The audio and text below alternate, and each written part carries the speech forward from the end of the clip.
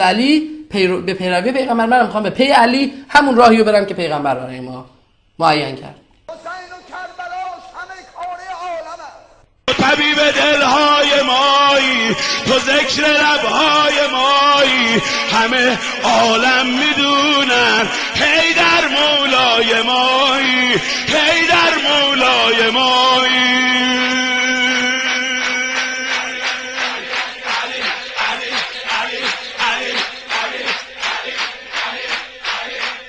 تویی تو پنهانو، تویی تو پنهانو، پیدا علی علی مولا. یه نظر مگر مثل قلب تیر طلا کنی، امید دل ناامیدی از دل آسمون ها رسیدی. علی قرار فلکه، روح ملکه، سنگ محکه، بی علی زندگی بی نمکه. حیدر همه ذکر سجوده یا علی، حیدر ندارم به تو من شک، حیدر خدا گفته تبارک، حیدر اسم تو روی دل حک. معنی بندگیم علی مولا مولا، معنی بندگیم، معنی بندگیم مالک کل زمین، آقام ابوالفضل. شاعر تو هر کسی بیرون از این محیطه، تا آخر عمرش سر کاره. مولا علی مولا مولا، الله مولا مولا، هر کسی بیرون از این محیطه تا آخر عمرش سر کاره و در قیامت پشیمان خواهد شد. فقط الله مولا و سرور ماست. بریم آخرین فراز این دعا رو گوش کنیم. مولا یا مولا ارحمنی برحمتک،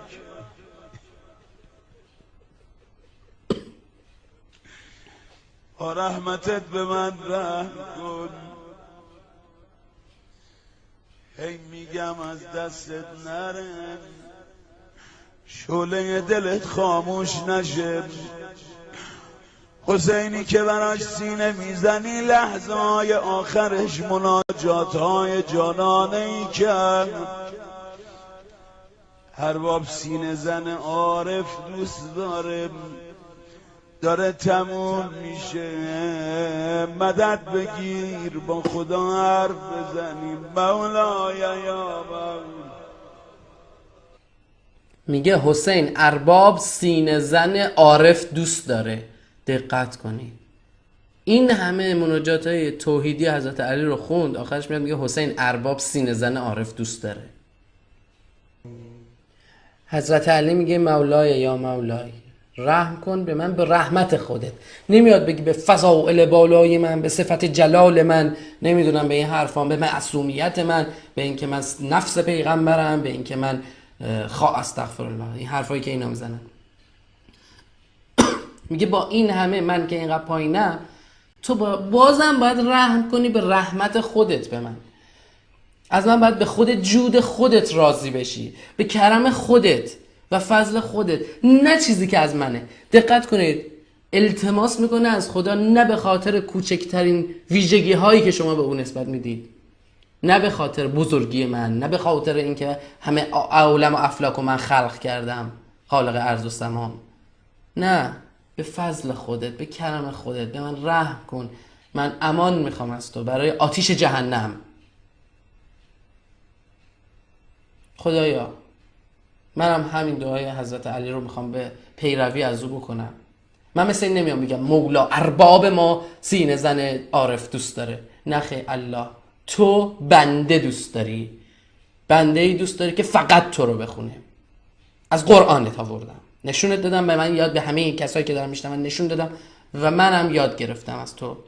قبلا من بنده خوبی برات نبودم، من کسای غیر از تو رو میخوندم و تو بنده ای دوست داری که فقط تو رو بخونه. خودت گفتی اینو. مولای یا مولای ارحمنی، رحم کن به من، به رحمتک وارض عنی بجودک و کرمک و فضلک یا ذا الجود والاحسان والطول والامتنان برحمتک یا ارحم الراحمین. من تازه شدم پیرو علی، تازه شدم شیعه علی. از وقتی که تصورات همین تشیعمو گذاشتم کنار، شدم شیعه علی. به پیروی از اون شدم شیعه محمد صلوات الله علیه و سلم، پیامبر بزرگ الله. شدم پیرو دیگر صحابه پیامبر بزرگمون و شدم عبد الله. و میگم با همصدا با همه این عبدهای الله، اول الله، آخر الله، ظاهر الله، باطن الله، فقط الله، دیگر هیچ. و السلام علیکم و رحمت الله و برکاته.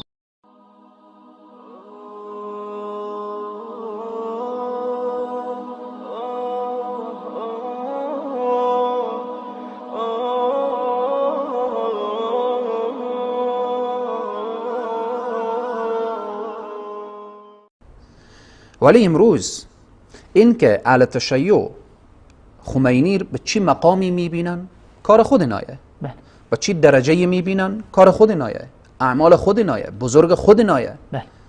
بالاخره خیلی شاید از بزرگان ما اهل تشیع قبول نداره، خیلی ها، نه یکی دوتا. حتی میبینیم که اهل تشیع بسیاری همه ولی خواهر و برادر شیعه ما متهم نمی کنیم، بسیاری از اهل تشیع در کتب اینا که میبینیم خب وقتی توهین به صحابه بکنه، ابوبکری که ما او از جان خود بیشتر دوست داریم، عمر که او از جان خود بیشتر دوست داریم، عثمان و علی که از جان خود بیشتر دوست داریم، عایشه و فاطمه که اونها یعنی به اونها کوچکترین توهینی نشه و خنجر دشمن بیاید در سینه ما بخوره و توهین به او بزرگا نشه. بالکل. یعنی اونا ارزش اونها خیلی بالاتر از جان ما هست. ولی میبینیم که به حضرت عایشه توهین میکنن، به حضرت ابوبکر توهین میکنن. اما این که خمینی به نزد تشیع دارای چی جایگاه و مقامی، حتی میبینیم که میگن امام خمینی. بله. اما یک اهل سنت باید متوجه باشه، یک سنی که میگه من اهل سنت و جماعتم. یعنی چی؟ یعنی سنی که پیرو ابوبکر و عمر و عثمان و علی و سعد و سعید و طلحه و زبیر و سایر صحابه هست. سنی باید بفهمه. شاید خیلی از اهل سنت وقتی که ما میگیم امام ابو حنیفه رحمهم الله، امام شافعی رحمهم الله، امام احمد ابن حنبل رحمهم الله، امام مالک رحمه الله، حتی امام جعفر صادق رضی الله عنه، شاید به قطار همین اماما و بزرگان دین او احساس بکنه که امام خمینی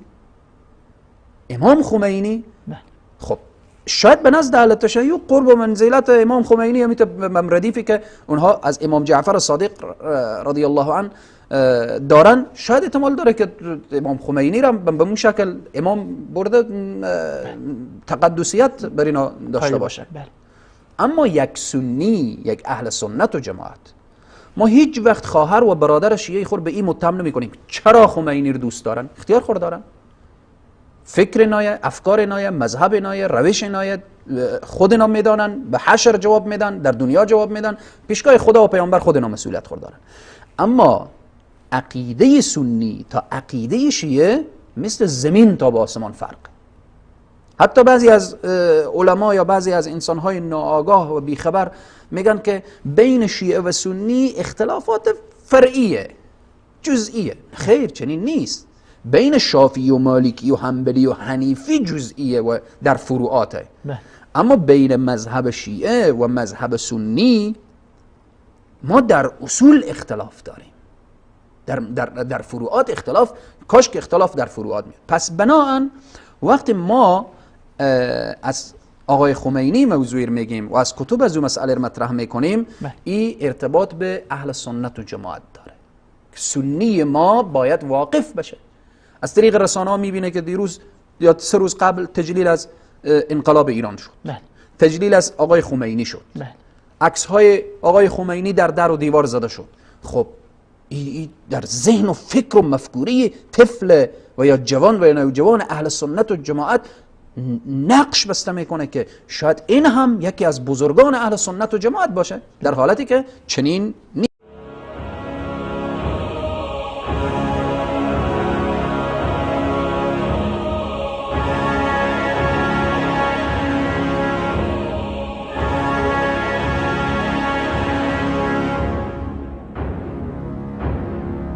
سلام، موحد هستم. در این جلسه میخوایم 2 کلم حرف حساب در رابطه با داستان یا افسانه شهادت حضرت فاطمه باهاتون بزنم. ابتداءً همه ما مسلمون ها شخصیت حضرت علی رو میشناسیم. شجاع، با ایمان، شجاع نترس، شجاع جنگجو، شجاع با غیرت و باز هم شجاع، فاتح خیبر، داماد پیامبر و کسی که لقب شیر شکست ناپذیر خدا رو از رسول الله میگیره. اما با ما بیایید شخصیت همین حضرت علی رو بعد از وفات پیامبر معرفی کنیم. اینجا ما 2 شخصیت داریم، 2 شخصیت کاملا متفاوت. خواهش میکنم با سعه صدر گوش بدید و این 2 شخصیت رو تجسم کنید، بعد ببینید کدوم یک از این 2 شخصیت میتونه حضرت علی واقعی باشه. شخصیت اول: یک روز بعد از کفن و دفن پیامبر، پس از شنیدن خبر بیعت مسلمون ها با ابوبکر صدیق، علی از خونه خارج میشه، به سمت مسجد میره و با ابوبکر بیعت میکنه. این شخصیت در زمان خلافت ابوبکر صدیق از اعضای بارز و صاحب نظر در مجلس شورا بوده. در ایام جنگ با مرتدین فرمانده سپاه محافظت از مدینه بوده. در زمان خلافت عمر ابن خطاب هم از اعضای بارز و اصلی شورا و جانشین خلیفه در مدینه به حساب می اومده. دختر خودش و فاطمه ام کلثوم رو هم به عقد ازدواج عمر در میاره و در واقع پدر خانوم خلیفه هم میشه. و در زمان عثمان به همین صورت از اعضای برجسته شورا بوده و همراه فرزندانش حسن و حسین از عثمان در برابر شورشیان دفاع میکنه. این یک شخصیت. و اما شخصیت دوم حضرت علی: بعد از وفات رسول الله، علی چون نمیخواسته بیعت کنه، به همراه فرزندانش، یارانش از بنی هاشم و زبیر در خونه خودش و حضرت فاطمه پناهنده میشه. و نه تنها اینکه نمیتونه رأی خودش رو بگه، حتی توانایی دفاع از خودش و خانواده‌اش رو هم نداشته. عمر به همراه چند نفر دیگه خیلی خشمگین به سمت خونه فاطمه میره که به زور از علی بیعت بگیره. علی کنج خونه نشسته بوده و کلی مرد دیگه هم توی خونه بودند، اما فاطمه که حامله بوده رو میفرستند که در رو روی مردهای عصبانی باز کنه. عمر با لگد به در میکوبه و در رو آتیش میزنه. در خونه به پهلوی فاطمه میخوره. فاطمه بین در و دیوار گیر میکنه و میخهای در به سینه‌اش میره، دنده هاش میشکنه، جنین توی شکمش به اسم محسن سقط میشه و علی و بقیه مردها هنوز کنج خونه نشستند. عمر و یارانش وارد خونه میشند، بند به گردن علی میندازند و میکشنش به سمت بیرون خونه. فاطمه با پهلو و دنده شکسته و بچه‌ای که سقط شده علی رو میگیره و اجازه نمیده که شوهرش رو ببرند. عمر و یارانش از یک طرف علی رو میکشیدند و فاطمه هم از یک طرف. در گذر مثل کلیم از رود نیل، سوی آتشگاه هم زن مثل خلیل. مسلم از سر نبی بیگانه شد، باز و این بیت الحرام بتخانه شد. تا نداری از محمد رنگ و بو، با درود خود میالا نام او. رفت سوز سینه تاتار و کرد، یا مسلمان مرد و یا قرآن بمرد.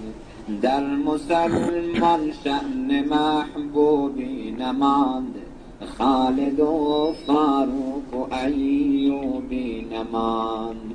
در قیامت هر نهان پیدا شود، خود به خود هر مجرمی رسوا شود. دست گوید من چنین دزدیده‌ام، لب بگوید من چنین بوسیده‌ام. پا بگوید رفته همراه حرام، گوش گوید چیده ام سوء الکلام. در قیامت هر نهان پیدا شود، خود و خود هر مجرمی رسوا شود. دست گوید من چنین دزدیده‌ام، لب بگوید من چنین بوسیده‌ام. پا بگوید رفته همراه حرام، گوش گوید چیده‌ام سوء الکلام. مسلم از سر نبی بیگانه شد، باز این بیت الحرام بتخانه شد. تا نداری از محمد رنگ و بو، با درود خود میان نام او. رفت و سوز سینه تاتار و کرد، یا مسلمان مرد و یا قرآن بمرد. در مسلمان شأن محبوبی نماند، خالد و فاروق و ایوبی نماند. در گذر مثل کلیم. بسم الله الرحمن الرحيم. إن الحمد لله نصلي ونسلم على رسول الله وعلى آله وصحبه ومن والاه. اللهم لك الحمد كما ينبغي لجلال وجهك ولعظيم سلطانك. اللهم لا نحصي ثناء عليك أنت كما أثنيت على نفسك. اللهم صل وسلم وأنعم وبارك على سيدنا وحبيبنا ونبينا وشفيعنا وقرة عيننا محمد، وعلى آله الطيبين الطاهرين، وعلى أصحابه نجوم الهدى الغر الميامين، أمناء دعوته وقادة ألويته ووزراء دولته وأوصياؤه في أمته، رضي الله عنهم ورضوا عنه، وعلى من اتبعهم بإحسان إلى يوم الدين. اللهم اجعلنا من المتبعين لهم بإحسان يا أكرم الأكرمين. اللهم نور قلوبنا بالعلم، وصحل أخلاقنا بالحلم، واجعلنا ممن يستمعون القول فيتبعون أحسنه. اللهم يا من هو أقرب إلينا من حبل الوريد، يا فعالا لما يريد، يا من يحول بين المرء وقلبه، حل بيننا وبين من يؤذينا بحولك وقوتك. يا كافي كل شيء ولا يكفي عنه شيء، اكفنا ما يهمنا من هموم الدنيا والآخرة، إنك على كل شيء قدير وبالإجابة جدير. با حمد و سپاس و ستایش بی حد بر خداوند متعال و با درود بی پایان بر محمد مصطفی علیه السلام و علی آله و صحبه الکرام، و با عرض سلام و ادب به شما بینندگان ارجمند در سراسر گیتی از مؤمنان و صالحان و حقجویان و منصفان، از خداوند متعال تقاضا دارم که در این اوقاتی را که مشرف به خدمتون هستم، در این شب جمعه که فردا روز جمعه است و بهترین عید مسلمانان در هفته و ماه و سال، و نماز جمعه که فرض عین بر هر مرد مسلمانی است، و زنان هم اگر شرکت کردند کسی حق منع کردنشون را نداره، لیکن برایشون فرض عین نیست. چون این نمازی را امام تراشان کذاب و دجال بعد از اینکه یک موهومی به نام امام زمان تراشیدن، بقیه احکام اسلام و یکی یکی با مهارت و زیرکی و فریبکاری لغو کردن، از جمله نماز جمعه رو تعطیل کردن تا شاگردی خودشان را به کلیسا و کنیست و آتشکده در لباس اسلام اثبات کنند. الان که بهش نیاز داشتند اسمش را سیاسی عبادی گذاشتند، در صورتی که یک نماز کاملا عبادی است، فرض عین بر هر مرد مسلمان. لیکن شما میبینید که سران نجس اونها، من این الفاظ رو قصداً استفاده میکنم، که هنوزه خامنه‌ای همه نماز جمعه ها را حاضر نمیشه. بسیار نادر اگه حاضر بشه وقتی خودش باید حرف بزنه. خمینی یک نماز جمعه را حاضر نشد، 30 ثانیه کسی نمیبینه نماز جمعه حاضر بشه. اون موقع اینا میگن ما مسلمانی، به خاطر هارت فورتایی که میکنن. و ستون این دین نمازه. ستون این دین پیامبر نگفته که سینه زنی زنجیر زنی است، بلکه اینها را از اعمال جاهلیت نامیده. و خداوند به ما شما توفیق بده که آداب روز جمعه رو از غسل کردن، از معطر بودن و از معطر شدن دهان به درود و سلام بر پیامبر و آل پیامبر و اصحاب پیامبر و فرض عینو که نماز جمعه باشه، 2 رکعت جمعه و 2 رکعت در بجای 2 رکعت هم خطبه جمعه با آداب و سننش بجا بیاوریم. و شهرهای بزرگ ایران از جمله تهران تنها شهرهای دنیاست که مسلمانان، سواد اعظم مسلمانان از بنای یک مسجد قانونی ممنوعن.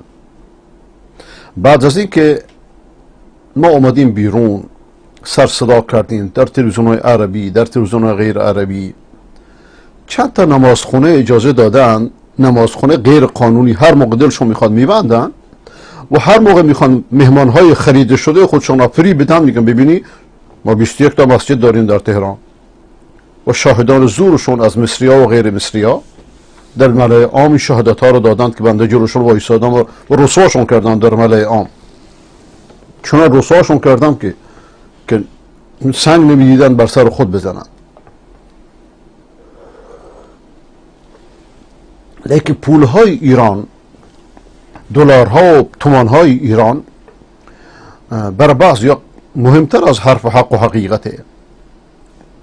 و عند الله تجتمع الخصوم وللدیان یوم الدین نمشی، همه پیش خدا جمع میشیم، اونجا حساب کتابه. خداوند به ما شما توفیق بدهد که قدر جمعه را که بهترین روز هفته و ماه و سال می باشد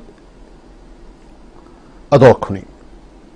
و از خداوند متعال تقاضا دارم که گناهان ما را ببخشد، ستر ما را بپوشاند و آنچه را که برای اصلاح خود این بنده گناهکار و مصرف بر نفس مفید است و آنچه را که برای اصلاح نفوس و افکار و رفتار و گفتار و کردار و خانواده و جامعه و اصلاح دنیا و آخرت من شما مفید است، خداوند آن را به فضل خودش بر قلب و فکر و زبان این بنده ناچیز جاری نماید. و شما سروران ارجمند را و شما برادران و خواهران محترم را و شما فرزندان عزیز را از کسانی قرار بدهد که سخن را به خوبی میشنوند و بهترینش را برمیگزینند. بهترین سخن همچون که بهترین خلق خدا رسول اکرم صلی الله علیه و سلم میفرماید سخن خداوند است و بهترین رهنمود نبوی که روز قیامت همه من شما از خدا و رسول سوال میشیم، از کسی دیگه سوال نمیشیم مگر اونچه را که خدا و رسول دستور دادن، که قطعا امامت دروغینی که دجالان امام تراش ساختند از این نیست، دروغی بیش نیست.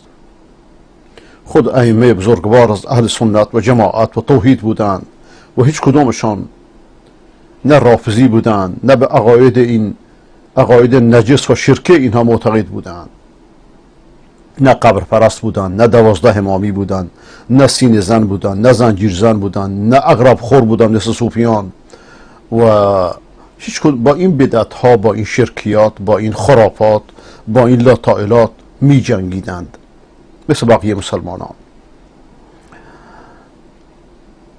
و اصلاح خرافاتی را که شاگردان کلیسا و کنیست و آتشکده و از فرهنگ های متفاوت هر کسی بنا به موقعیت اجتماعی خود، بخصوص از تصوف عجمی به قول اقبال بزرگ وارد اسلام کرده اند، چه در لباس تشیع مخصوصا و چه در لباس تصوف بعضا، اصلاح همه این عیوب راهش قرآن است و بس. لیکن تا یار که را خواهد و میلش به که باشد. قرآن شفاء دل هاست. تنها کتابی که خداوند اون را شفا نامیده قرآنه. همین قرآنی که امام پیامبر بوده، همین قرآنی که حجت بر جن و انسه، همین قرآنی که نجس هایی چون خمینی تا کلینی، چون مجلسی تا کرکی مدعیند که قابل فهم نیست، جز امام موهومشون که رفت چفوندنش تو سرداب، اینو نمیفهمند، برای که با اسلام بازی کنند، با خروارها روایتی که تراشیدند و میلیون ها شیعه رو با این روایت ها فریب دادند. لیکن امروز که عصر انفجار معلومات، هیچ کسی عذری نداره پیش خدا که بگه من نفهمیدم، خبر به من نرسیده، نمیدونستم. کافیه با یک کلیک همه معلومات جهان رو زیر انگشتت بیاری در هر موردی. کافیه تعصب از خود دور کنید. کافیه تعصب‌های قومی و نژادی و زبانی و مذهبی و فرقه‌ای رو از خود دور کنید. چشمداری تو ز چشم خود نگر، منگر از چشم آخوند سفیه بی هنر.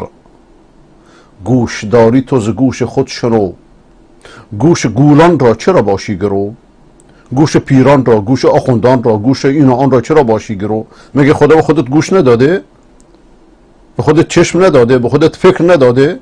چرا به خودت ارزش قائل نیستی؟ من نمیفهمم. نمیفهمی؟ چطور دنیا رو میفهمی؟ دین رو نمیفهمی؟ خرید فروش رو میفهمید، ساختار رو میفهمید، پزشکی رو میفهمید، این و آن رو میفهمید، نوبت دین که رسید تقلید میکنید. قرآن شفاء دل هاست، کتاب دل هاست. رسیدیم به آیه شریفه 18 از سوره رعد. تلاوتش را بشنویم.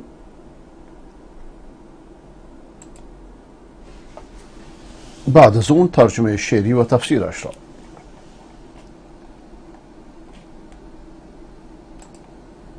للذين استجابوا لربهم الحسنى والذين لم يستجيبوا له لو أن لهم ما في الأرض جميعا ومثله معه لافتدوا به أولئك لهم سوء الحساب ومأواهم جهنم وبئس المهاد.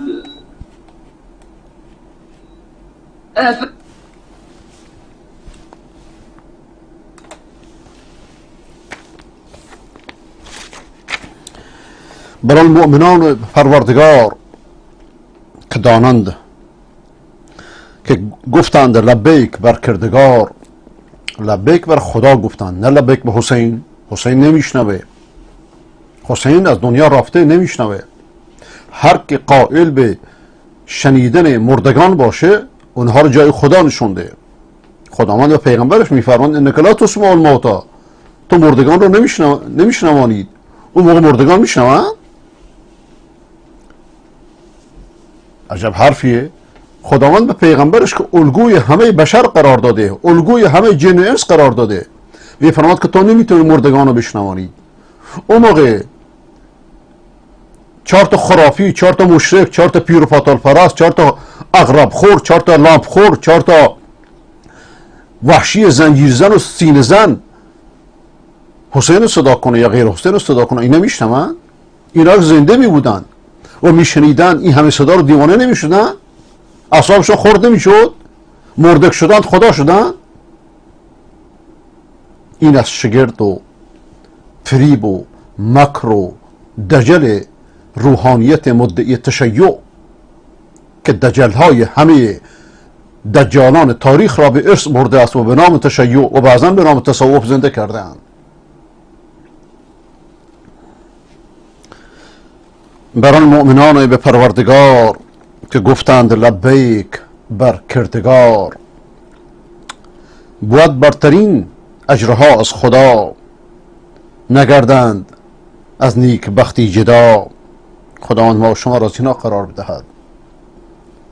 ولی آن گروهی که مغبون و خار نگفتند لبیک بر کردگار، اینا میان تو حرم، تو مشعر الحرام، به جای که لبیک الله بگن، لبیک اللهم لبیک بگن مثل بقیه مسلمانان، میگن لبیک یا حسین، حسین پرستن. بین این مشرکان حسین پرست با مشرکان لات پرست و عزا پرست و با مشرکان گاو پرست چه فرقی هست؟ شیطان میخواد انسان غیر خدا رو بپرسته، هر کی رو میخواد بپرسته.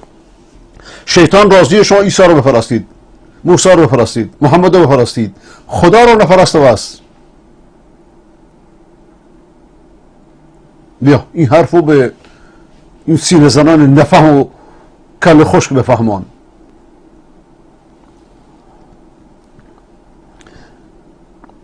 ولی آن گروهی که مغبون و خار نگفتند لبیک بر کردگار، دو چندان ارز کنندی فدا، کنند از عقوبت مگر خود رها. بشنوید سینه زنان و زنجیر زنان و حسین پرستان و علی پرستان و پیر پرستان و جیلانی پرستان و سیفی پرستان و بقیه مرد پرستان، بر آنها حسابی است بسیار سخت، به دوزخ درآیند بس تیر بخت. که بد جایگاهی است آن جایگاه، بر آنها چه سخت است آن پایگاه. خدا آن همه و شما را از این بد جایگاه نجات بدهد.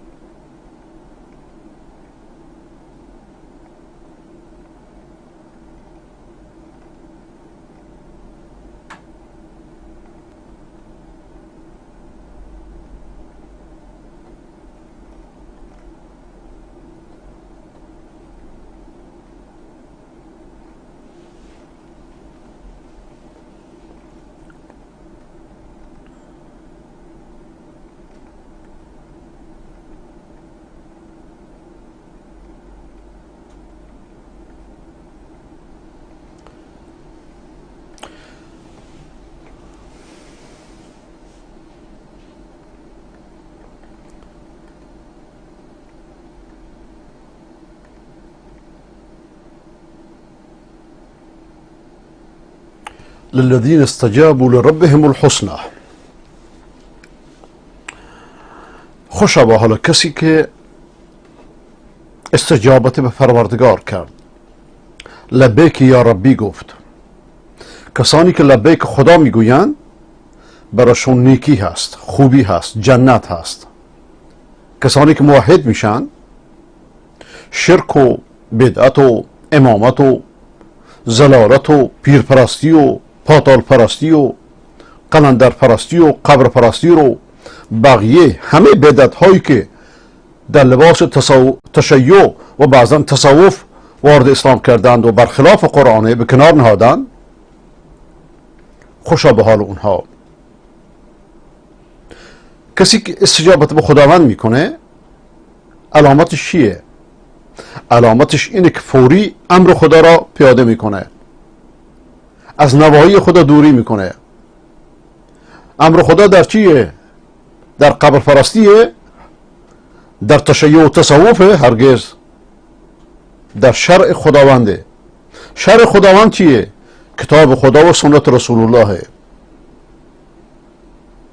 که مذاهب فقهی همه مذاهب فقهی که در دایره کتاب و سنت بحث میکنند، از مذاهب اربعه گرفته تا مذاهب سبعه، غیر از مذهب گمراه مدعیان تشیع که اصلا ارزش اینو نداره که جز مذاهب اسلامی حساب بشه، از بس که باش بازی شده، خروارها دروغ درش قاطی شده. یک امام از ائمه مسلمین در طول تاریخ اسلام اینها رو به رسمیت نشناخته. یک امام یه فتوایی درست کردن الکی به اسم شیخ شالتوت. تازه شیخ شالتوت گمراهی دیگه هم داشته، احادیث متواتر منکر شده، فرضاً که این مذهب رو به رسمیت شناخته باشه. شیخ شالتوت در مقابل ابو حنیفه و شافعی و مالک و احمد بن حنبل و جعفر صادق و سفیان ثوری و صحابه و تابعین که هستش. دقت می‌فرمایید؟ اگرچه خودش نسبتاً عالم بزرگواریه از علمای اخیر، لیکن این فتوایی که به اسمش ساختن اصلا درست نیست، دروغه. در وثایق ازهر هم نیستش، وجود نداره. و مذاهب فقهی بارها عرض کردم هر چقدر بیشتر باشه بهتر، برای که همش بحث از کتاب و سنته، لیکن برای حل مشکلات جامعه اسلامی. اما تفرق در عقیده، مذاهب عقیدتی در اسلام اصلا مجالش نیست. در عقیده نمیشه اختلاف کرد. آقا دوتا خدا هست یا ستا یا یکی؟ اینجا یا اسلام یا کفره. قیامتی هست یا نیست؟ اینجا یا اسلام یا کفره. توحید یا شرک، اسلام یا کفره. پس کسانی که استجابت به خداوند میکنند علامتشون اینه که امر خدا رو اجرا میکنند، یعنی کتاب و سنتو، یعنی شرعشو، قرآن رو میخونند، عمل میکنند، حق رو میشنوند، میخوانند، میفهمند، عمل میکنند، ملتزم به حقند، ملتزم به کتاب و سنتند. اونی که منادی ایمان ندا داده، انا سمعنا منادیا ینادی للایمان ان آمنوا بربکم فآمنا، ما شنیدیم که منادی ایمان ندا داده که ایمان به پروردگار بیارید، ما ایمان آوردیم. این منادی محمد صلی الله علیه و سلم. چون این کسانی که به توحیدی که محمد صلی الله علیه و سلم دعوت کرده که همان توحید عیسوی است، همان توحید موسوی است، همان توحید ابراهیمی است، همان توحید آدم تا خاتمه، چون این افرادی استجابت کردند. خداوند دعوتشون کرده، استجابت کردند. خداوند دعوت به چی میکنه؟ با اون چیزی که به نفع انسانه، با اون چیزی که انسان رو به سعادت میرسونه. استجابت کردن. للذین استجابوا لربهم الحسنى، کسانی که استجابت به پروردگار کردن براشون نیکی، خوبی، سعادت. حسنا چیه؟ بعضی از مفسرین میگن که حسنا یعنی خیر دنیا و آخرت، سعادت دنیا و آخرت به طور مطلق. خوبی، نیکی، سعادت در صحتت، در تندرستیت، در خانوادهت، در عملت، در روحیت، در آرامشت، در اطمینان خاطرت، در خوشبینیت، در درآمدت، در آوازت، در کرامتت، قدرت، جاهت، در عزتت، همه چیزی که مرتبط به سعادتت میشه. للذین استجابوا لربهم الحسنى، به هر اندازه که استجابتت به خداوند، به شرع خداوند، به کتاب و سنت بعد از توحید بیشتر باشه، همه این نعمت ها بیشتر بهت نزدیک میشه. و این حسنا و این نیکی ها و این سعادت در دنیا قبل از آخرته. خب علامت صدق و راستی ایمانت در چیست؟ در دقت استقامتت و از نتیجه استقامتت سعادتت در دنیا قبل از آخرته. من عمل صالحا من ذكر او انثى وهو مؤمن فلنحيينه حياة طيبة در سوره نحل آیه 97. هر کسی که عمل نیکی انجام دهد از مرد و زن و او مؤمن موحده یکتاپرسته، مشرک نیست، قبر پرست نیست، 12 خدایی و 14 خدایی و 14 امامی نیست، یکتاپرسته، پیر پرست و پاتال پرست و قلندر پرست و بقیه خرپفکن ها نیست، مؤمن به خداوند و رسولش یکتاپرسته، همون ایمانی داره، به همون اصول ایمان داره که پیامبر صلی الله علیه و سلم ایمان داشته، به اصحابش آموخته، به اهل بیتش آموخته، به مسلمانان آموخته. چنین اشخاصی که ایمان دارند و عمل صالح انجام میدن، فلنحینه حیاة طیبه، ما بهش زندگی خوبی نصیبشون خواهیم کرد. خداوند میفرماید، خداوند راستگوست. در سوره دیگر، در سوره شعراء، و من اعرض عن ذکری فإن له معیشة ضنکا و نحشره یوم القیامة اعمی. هر کسی که از یاد من اعراض کنه، یا به یاد من یا حسین بگه، یا علی بگه، یا نبی بگه، یا جیلانی بگه، یا قلندر بگه، یا پیر بگه، این شرک مطلقه. هر کسی که از یاد من اعراض کنه، فإن له معیشة ضنکا، زندگی بسیار سختی خواهد داشت.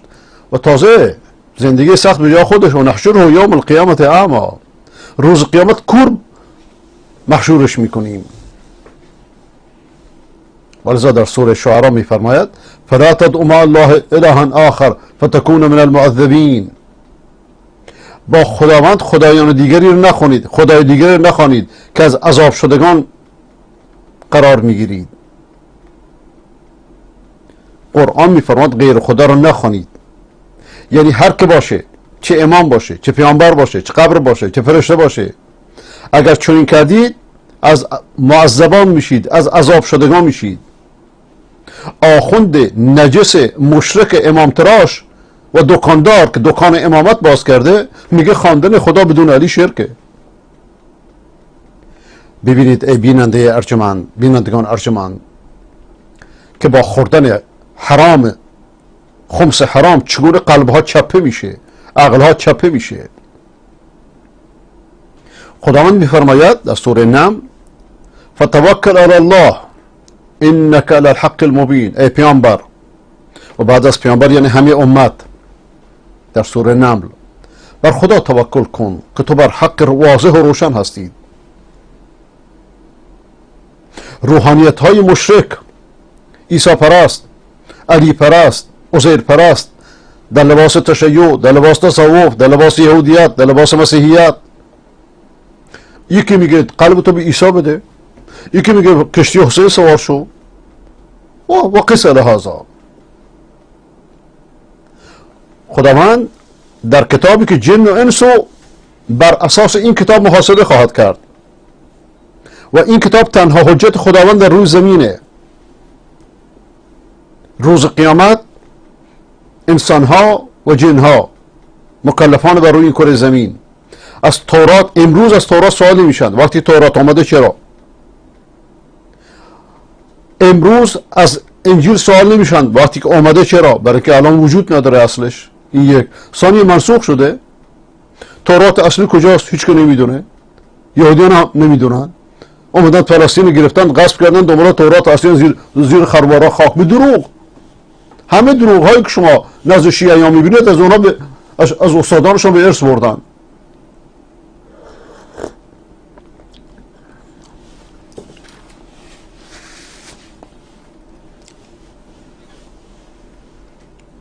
و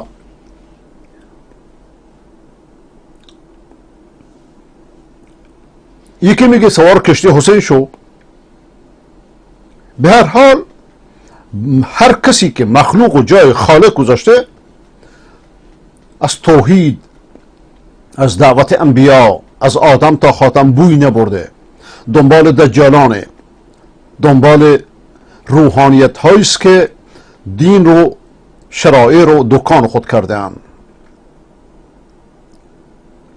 خداوند به پیغمبرش میفرماید در سوره تور آیه 48، جزئی از آیه 48: واصبر لحکم ربک فانک باعیننا. شکیبا باش بر حکم پروردگارت ای محمد، یعنی همه امت در ورایت، به در میزند تا دیوار بفهمد. فانک باعیننا، تو بر چشمان ما هستی. یعنی هر کسی که بر حکم پروردگار صبر کنه، شکیبایی کنه، همچنان که پیامبر خدا صلی الله علیه و سلم زیر چشمان خدا بوده، او هم اینچنین قرار میگیرد.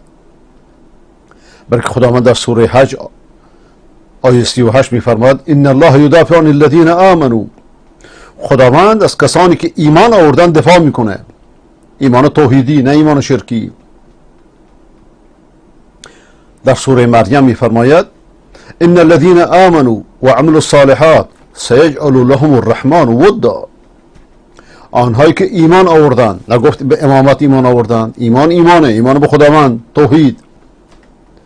هیچ جا شما کمتر جایی میبینید که خداوند تنها ایمان رو ذکر کنه. ایمان بدون عمل صالح به چه درد میخوره؟ امکان نداره، جدا شدنی نیستن اینا.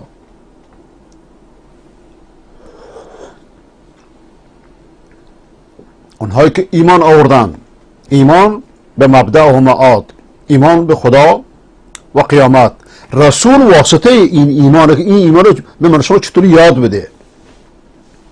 و الا خود رسول علیه السلام فداه ابی و امی، ایمانش ایمان به مبدأ و معاده، ایمانش به خدا و قیامته.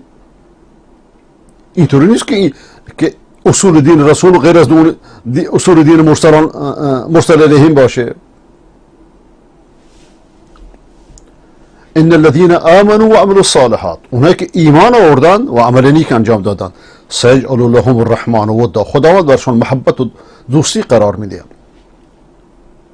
ولذا در سوره توبه جزئی از آیه 51 میفرماد که قل لن یصیبنا الا ما كتب الله لنا. بگو هیچ چیزی بر ما اصابت نمیکنه، به ما نمیرسه، بر سر ما نمیاد مگر اون چرا خدا بر ما نوشته.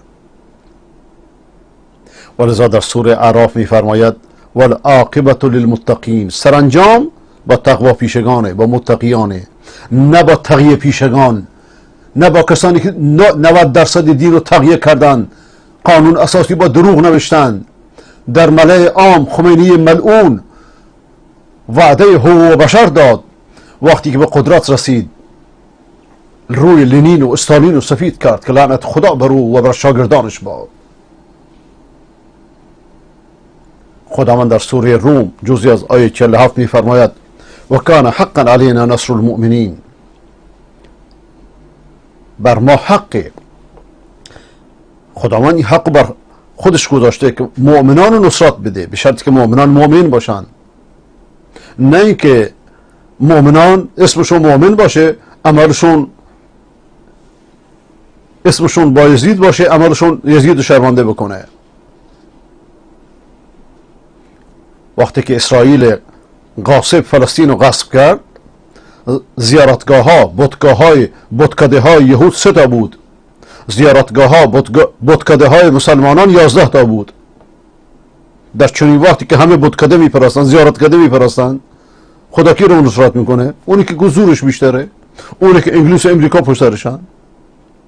اما و کان حقا علینا نصر المؤمنین، مؤمنین نصرت طالبان به ایمان تکیه کردن با اجر بجری که دارن. نگاه کنید خداوند در مقابل امریکا 2 دفعه چطوری پیروزشون کرد. چرا اخوان پیروز نکرد؟ این همه درسای بزرگیه. چرا باقی احزاب اسلامی 70 80 90 سال یکی به در میزنن یکی به تخته پیروزشون نکرد؟ بلکه منهجشون درست نیست. خداوند در سوره انبیا میفرماید و کذالک ننجی المؤمنین، و این چنین مؤمنان رو نجات میدیم. یا در سوره انبیا فنادى في الظلمات ان لا اله الا انت سبحانك اني كنت من الظالمين. یونس در ظلمت های سگانه، در ظلمت شب، در ظلمت دریا، در ظلمت شکم نهنگ فریاد زد که ای پروردگارا معبودی راستین جز تو نیست. شیعه میگه آل بیت صدا کرده. دروغ های خنک، فریبنده، بی اساس. در اون ظلمت ها ندا داد که معبودی راستین جز تو نیست، تو منزهی ای خدایا، من از ظالمانم. فاستجبنا له، وقتی که اظهار عجز کرد استجابتش کردیم. و نجیناه من الغم، و از غم نجاتش دادیم. جالبی قسمت اخیره و کذالک ننجی المؤمنین، و این چنین ما مؤمنان رو نجات میدیم، به شرطی که تنها به خداشون چنگ بزنند. یا در سوره هود فکیدونی جمیعا ثم لا تنظرون. هرچه هود علیه السلام میفرماد که هرچه دلتون میخواد توطئه بچینید، هیچ معطل نباشید، هرچه قدرت داری مصرف کنید. یه نفر در مقابل قدرت، اینی توکلت علی الله ربی و ربکم. مولا عمر خدا رحمتش کنه میگفت که خداوند به ما وعده داده و بوش ما وعید. ببینیم وعده کی صادق میشه. 20 سال نگذشت این وعده رو دیدیم دوباره. ولی قدر این وعده رو بدونید، قدر این نصرت رو بدونید. با سنی کشی، با عالم کشی، با غیر مقلد کشی، همون خدایی که نصرت اول از اون گرفت، همون خدا دوباره همین نصرت از اون خواهد گرفت. قدرت کسی را مست نکند. متاسفانه انسان وقتی به قدرت میرسه کمتر نصیحت میشنوه. فکیدونی جمیعا ثم لا تنظرون. هرچه توطئه میچینید، هرچه کید و مکر دارید، همگی دست جمعی با هم کار کنید، اصلا منتظر نباشید. چرا؟ اینی توکلت علی الله ربی و ربکم. من بر خداوند و خودم و بر خداوند شما توکل کردم. و ما من دابة الا هو آخذ من ناصیته. هیچ جنبنده ای نیست مگر که مهارش دست اوست. مهار همه جنبنده ها، مهار شوروی مهار دست که بود، مهار انگلیس دست که بود، مهار پرتغال دست که بود، مهار امریکا الان دست کیه، مهار روسیه الان دست کیه، مهار چین دست کیه. لیکن ظالم شمشیر خداونده، با این شمشیر مردم میزنه، دوباره از خودش انتقام میگیره. از ظالم صوت الله ینتقم به ثم ینتقم منه. ما من دابة الا هو آخذ من ناصیتها. هیچ جنبنده ای نیست مگر اینکه مهارش دست خداونده، موی پیشانیش دست خداونده. ان ربی علی صراط مستقیم. پروردگارم بر صراط مستقیمه. این آیه ها مفاهیمش، مدلولاتش، اگه انسان بهش ایمان بیاره در حد ذات خودش آرامش میاره، حتی برای جسد صحت و تندرستی میاره.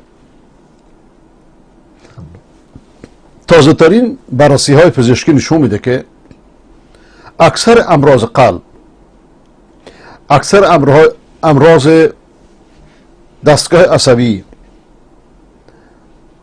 دستگاه گوارش، علتش روحی روانیه.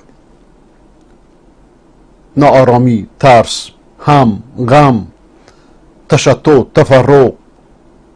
انسان وقتی که در ترس فقر زندگی میکنه گویا در فقره.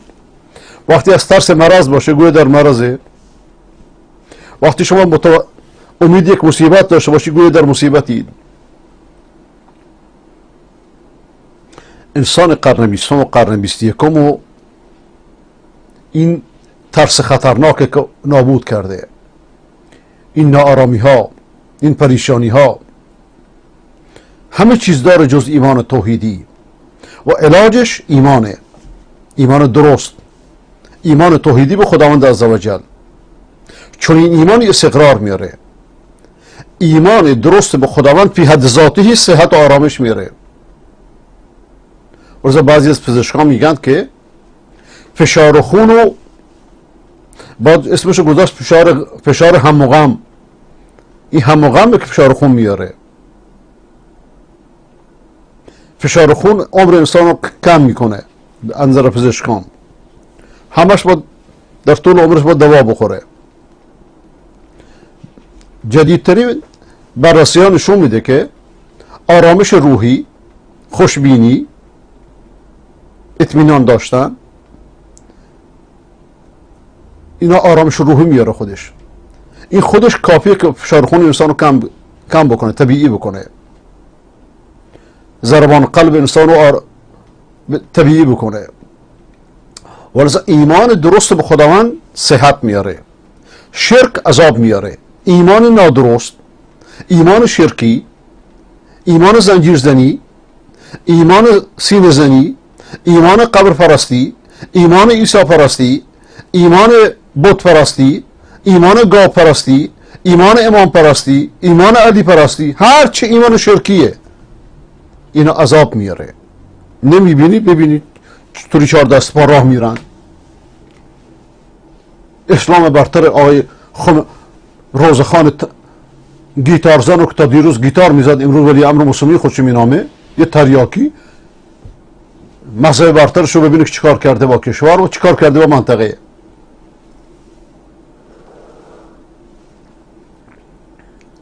اما ایمان توحیدی بر صحت، بر جسم صحت میاره.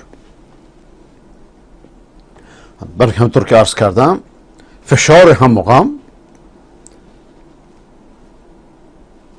که انسان نابود به خدا، این که کدوم امام راضی کنید، کدوم انسان رو راضی کنید، این در حد ذاته ناراحتی میاره، غم میاره، هم میاره،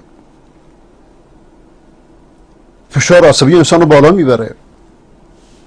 ولذا زهد آرامش میاره، توکل بر خداوند آرامش میاره. زهد درست، نه زهد صوفیان.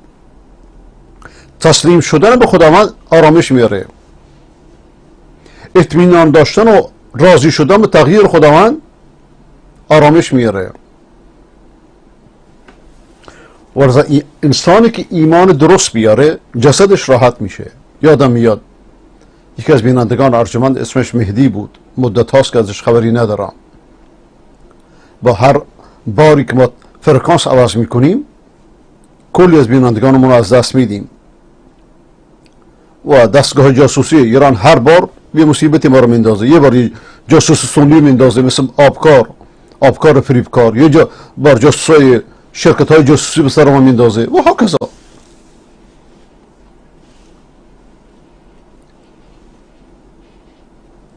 این آقای مهدی میگفت من مادرم قرص اعصاب میخورد تا اینکه برنامه های شما رو دید، اسماء حسنا رو.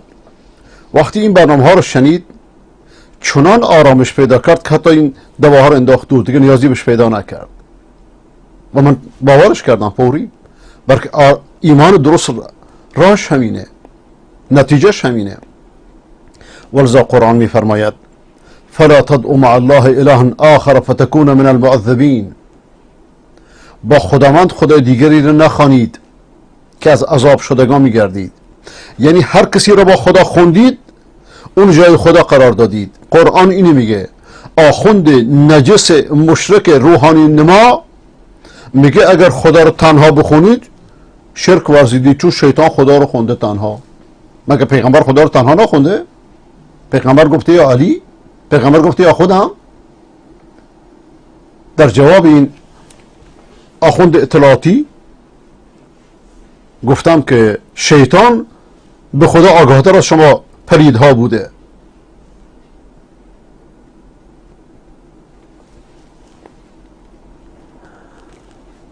و فتکون من المعذبین، اگر غیر خدا رو بخونید از عذاب شدگان میشید. و این عذاب مجموعی از امراض خطرناک بر انسان میاره. لذا قرآن همش تاکید میکنه به ایمان درست.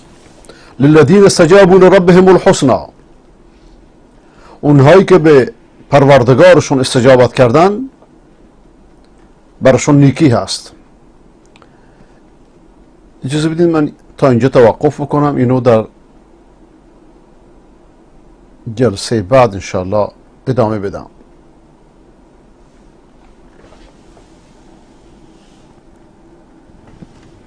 آخر دعوانا الحمد لله رب العالمين وصلى الله على سيدنا محمد وعلى آله وصحبه أجمعين.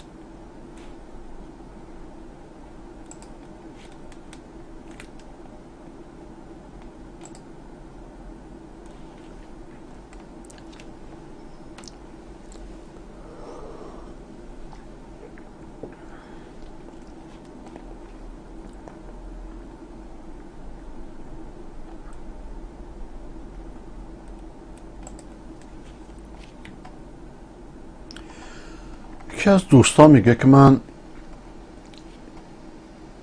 سلام علیکم السلام، خسته نباشی، منم برنامه شما رو دیدم، هدایت شدم، هر روز قرآن میخونم، ممنون از برنامه زیبایتون، اسم من حسین است. چه اسم خوبی. البته امیدوارم که این اسمتون اسم مستعار باشه. اگه پیام منو دیدین جواب بدین.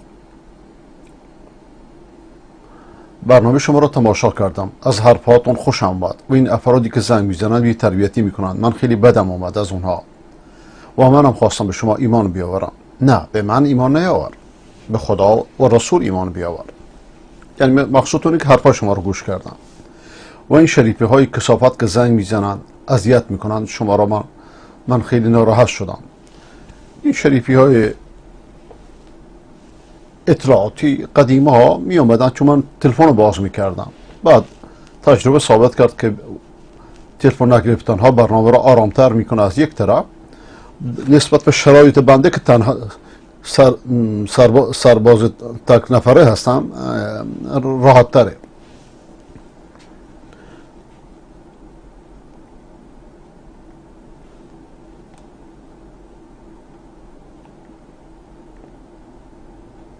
من تو سن 20 سالگی ازدواج کردم و به نظرتون جایز است؟ بله، چرا نه؟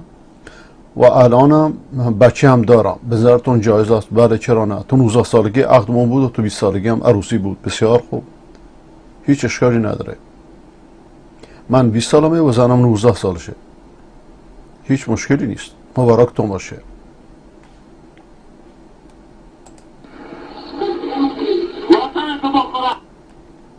بله.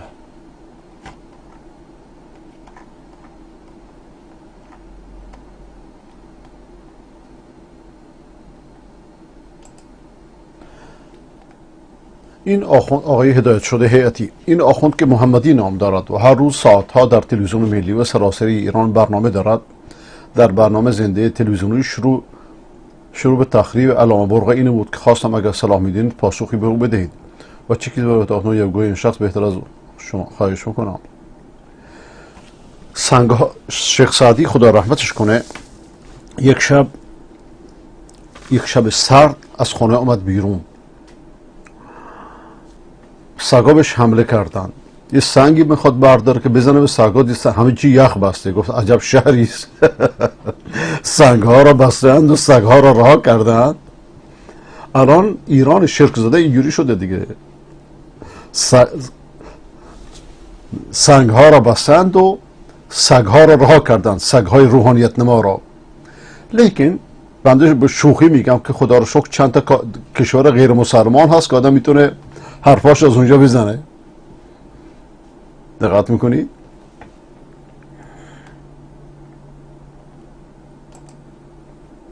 بله، خب اینجوری نیست که حالا بگیم که مثلا تو یک گروه یه آدمی پیدا نشه که بخواد منحرف بشه. و اما که شما علامه که گفت علامه، آقا علامه به کی میگن؟ صیغه مبالغه. کسی که علم زیاد داره، یک نفر عالم حوزوی شما بیاری، چرا آقای خمینی نتونست جوابشو بده؟ آقای خمینی اولین کتابی که نوشت کشف اسرار در رد احمد کسروی بود، ولی نتونست جواب برقعی رو بده. اون موقع علامه برقعی خودش هم بر رد کسروی داشت کتاب می نوشت. وقتی که هدایت شد بر راه خودش کتاب نوشت. انصاف اینجاست. کی بهش گفته علامه؟ قدر گل را گل شناسد، گوهر را گوهر شناس. چرا آقای منتظری نتونست جوابشو بده؟ چرا یکی از مراجع شیعه نتونست جوابشو بده؟ این جواب خنک رو بذارین کنار که آقا ارزش جواب دادن رو نداشت. این جواب برای احمقانه. کسی که 500 تا نوشته کتاب و کتابچه و نوشته داره، آدم کوچکی نیست، از افراد معدود رجالی حوزه، خودش کتاب رجالی داره، مثل قزوینی بی علم و بی سواد نیست که حساب کتاب بلد نباشه. شاعر، نویسنده، علامه، رجالی، ادیب. شما چه دارید که اون زیر سوال میبرید؟ اگه شما مردید بیاین کتاب بتشکن جواب بدید، کتاب تضاد مفاتیح الجنان با اسلام و قرآن شو جواب بدید، بررسی علمی در احادیث مهدی رو جواب بدید. اگه شما مردید در حوزه مگه مرد پیدا میشه؟ شما که مشغول دزدیدن و چاپیدن ملتید که هر چی کتابا رو ضد اسلامی هم که جواب دادن، امثال آقای طباطبایی اینا که همینایی که شیعایی که هدایت شدن، شما حق دارید مشغول چپاولید. یکی جولب ستالت میزنه مثل آقای هادی غفاری، رهبر که چپاول دنیا رو کرده، مشغول چاپیدن مردمید. خمس براتون کافی نبود که بهش گفته علامه؟ گل آن است که خود بگوید، نام که عطار بگوید. جاهل نادان، آبروی خود میبرید و زحمت ما میدارید.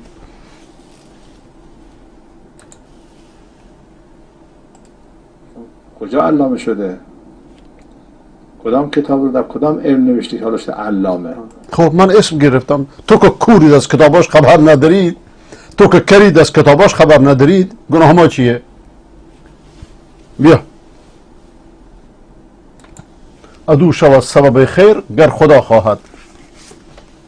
این تابشی از قرآن یکی از کتاباشه، 4 جلد. اسمش شنیدی؟ تو اسم این کتاب شنیدی؟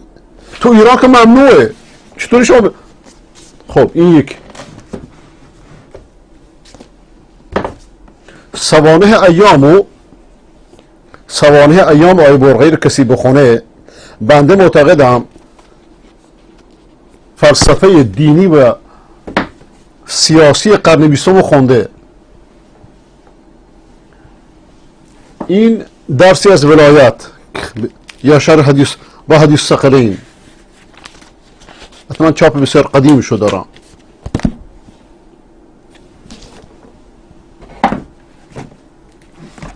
این بتشکن که خود بنده ترجمهش کردم، اون موقع 1 جلد بود، بعد که به حاشیه‌اش اومد بیرون 2 جلدی شد. بعد با این اسم چاپ شد، عرض اخبار اصول بر قرآن و قول یا کسر و صنم، که در 2 جلد چاپ شد.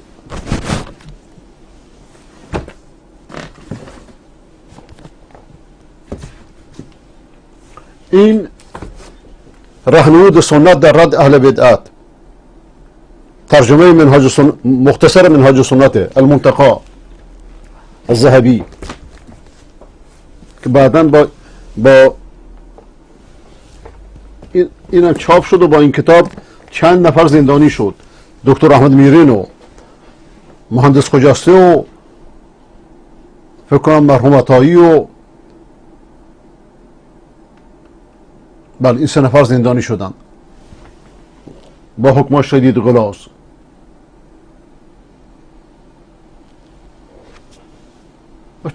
کتاب زیاد داره، راه نجات شر غلات ایشون و قلمداران. خب این از ایناش شما اسم این کتابا رو شنیدید که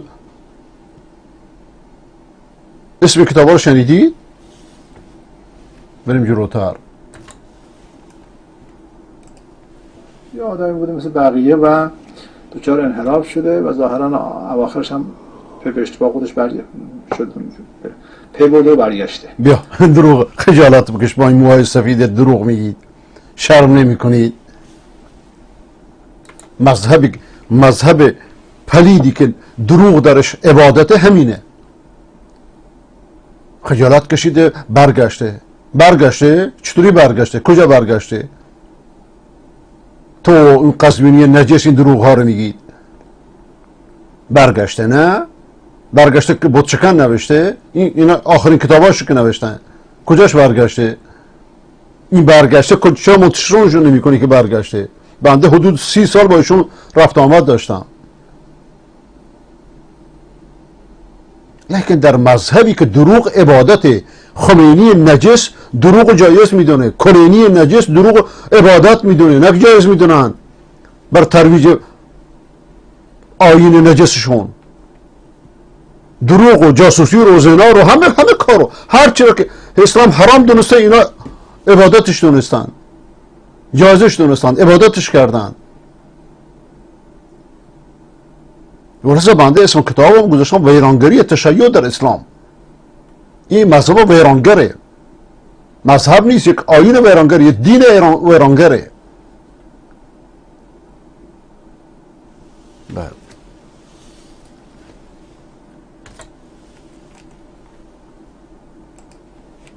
بر از تحقیق بشه، من پیشنهاد دارم دوستان، کسانی که از بزرگان علمای سایر فرق، از مسیحیت، از جاهای دیگه، اینا که از علما و از نوابغ اون فرقه بودن، اینا رو آمار بگیرن که اومدن و شیعه شدن. بفرمایید. انیشتن یکیشونه شیعه شدن. بفرمایید. چقدر جالب. آمار بگیرن از این دروغایی که میگن. خب یکی از اینا که شیعه شده یه جوانی بوده در نوجوانیش، آقای تیجانی، شما چندین کتاب اسمش هم نوشتید، ما باش مناظره کردیم، رسوا شد. همین آقا را خامنه‌ای که جاسوس خودش بود، جاسوس اطلاعات ایران، ایشون و اون نجدی به حضور پذیرفتن که سخنان شما از ولایت بود. یه مرد که مسخره، من همونجا مسخرهش میکردم، تو تلویزیون مسخرهش میکردم، بابا نوئل اسمشو گذاشتم چون اول سال میلادی کلاه قرمز گذاشته بود. وقتی راجع به این کتاب ها باش مناظره میکردیم نمیفهمید، معلوم میشد که این کتاب ها مال خودش نیست. به احتمال زیاد کتاب ها را یا اطلاعات یا شیرازی ها نوشتن تحویلش دادن. و الا ممکنه شخصی کتاب بنویسه ندونه کتاب شیعه.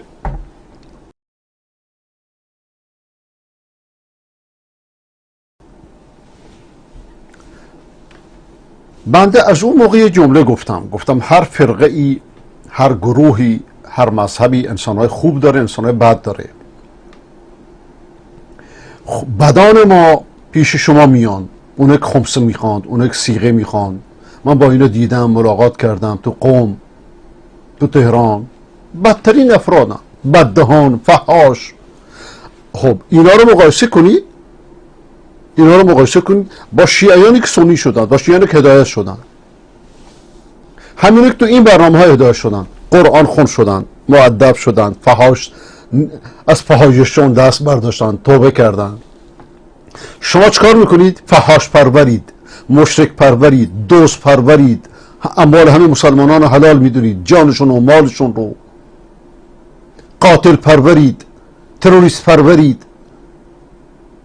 اعمالتون در عراق، در لبنان، در یمن، در خود ایران، در افغانستان همین رو ثابت میکنه. اینا آخه بوی گندتون به آسمان رفته، چطوری میخواید اینا رو بپوشونید؟ میلیون ها افراد ایران بیدین شدند از دست اعمال شما، از خود شیعیان. البته کار خوبی کردن. از این بددینی بیدینی بهتره، برای که انسان بر همیشه بیدین نمیمونه، آخرش فکر میکنه. مثل آقای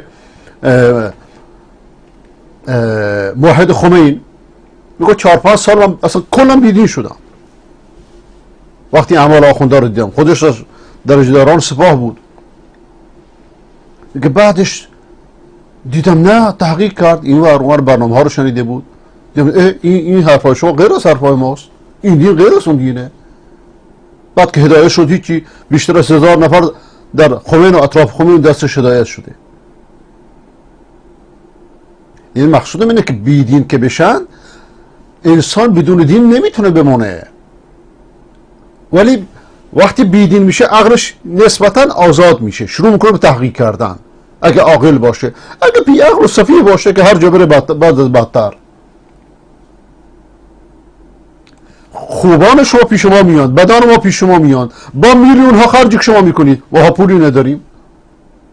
ما در هر جا که میریم از خودی ها بیشتر از دشمنان با ما مبارزه میکنن. ضربه های دوستان ما بیشتر از دشمنان ماست. با بازی هایی که اطلاعاتی ایران میکنه از امثال آبکارها و بقیه مزدوران نجس که ازشون کار میگیره در لباس سنی و در لباس شیعه. بعد کسانی که از شیعه رفتن اونجا رو هم آمار بگیرن به نسبت ها. خب شما به جایی که وادی سر خرمن بدی این آمارها رو ذکر کن. چون دست شما پیدا نخواهد کرد که از علمای ماها، کسانی که عالم باشن، بله موقعی بی سوادی که آقا حرف از آیت الله برقعیه، چرا تو بیرون پرت میکنید؟ حرف از آیت الله برقعیه. آیت الله برقعی در مرجعیت از خمینی مثل خمینی بود بالاتر، لیکن ایشون چون صاحب دکان نبود مرجعیت رو گذاشت زیر پا، بلکه مرجعیت یک بازیه. کتاباش از خمینی بیشتره، سوادش که اصلا با خمینی و با شریعت مداری و با خویی و با اینا قابل مقایسه نیست. ولذا بر همه مراجع شرک و کفر تلگراف فرستاد، نامه فرستاد که بیا با هم مباهله کنیم. هیچ کس حاضر نشد، چون میدونستند حقه، اینو میشناختند.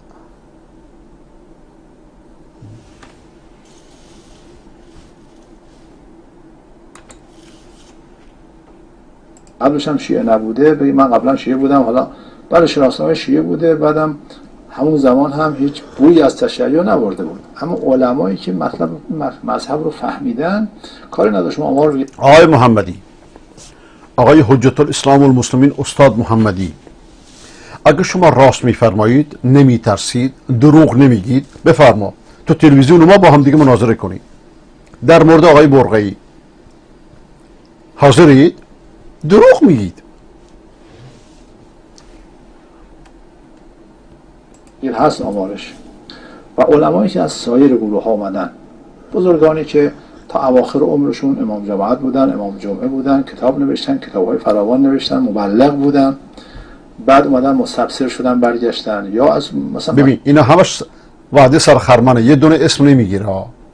صحیحه که حالا فراوان هستن، من میخوام اسم ببرم به زیاد. خب یکیشو اسم خواهید دید که در مکتب شیعه این مطلب تقریبا صفره، اما از اون طرف به مذهب شیعه آقا صفره. علامه‌ای مثل برقعی که هدایت میشه تشیع رو زیر پا میذاره، این صفر شد.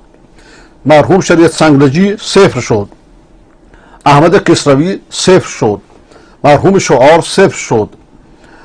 استاد طباطبایی صفر شد. همه اینا صفرن. درسته؟ اینا همه مجتهدن، اکثرشون مجتهدن، لیکن انها لا تعمل ابصار، انما آیه انما تعمل قلوب التي في الصدور. کوری چشم نیست، کوری قلبه.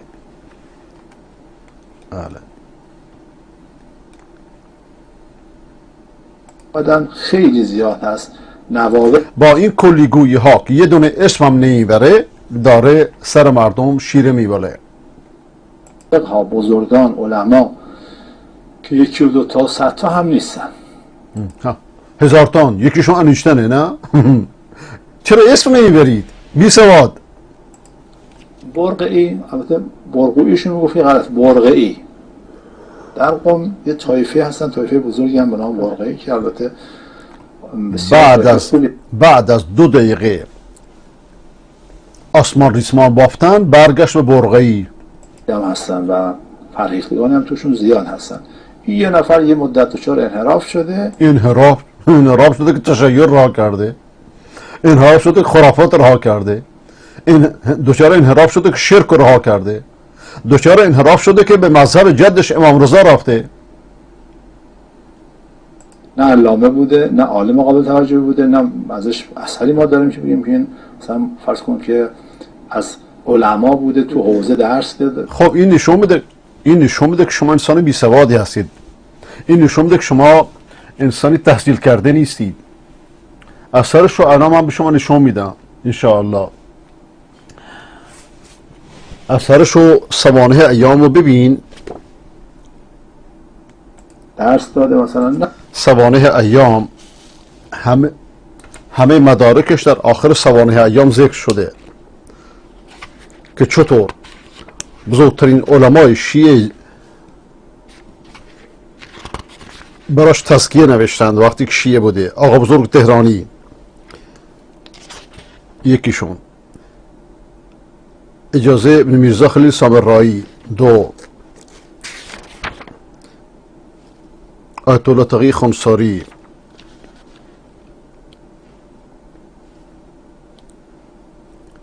عبدالنبی عراقی، ابوالقاسم کاشانی، آقا نجفی مرعشی، همه اینا اجازه هاشون اینجا هستش.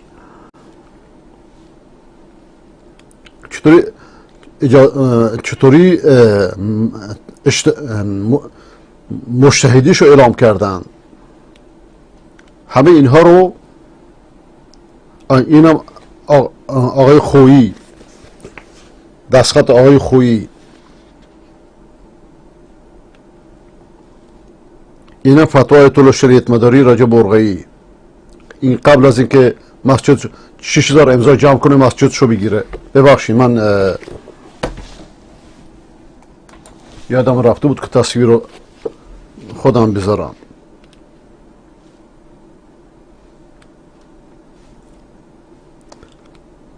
کتاب سوانح ایام بخون آقای بی سواد که امامه دین بر سر گذاشتید و نان دین میخورید.